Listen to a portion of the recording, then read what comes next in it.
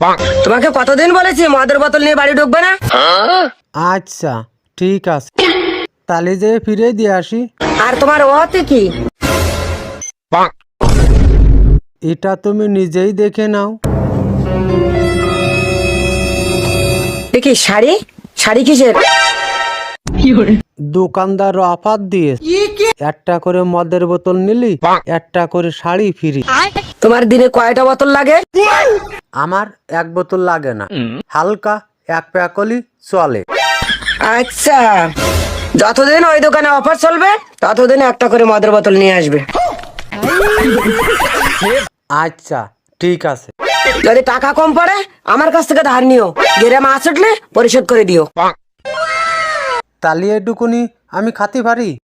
আরে খাও খাও, সমস্যা নাই। हे भगवान तेरी लीला अपरंपार है।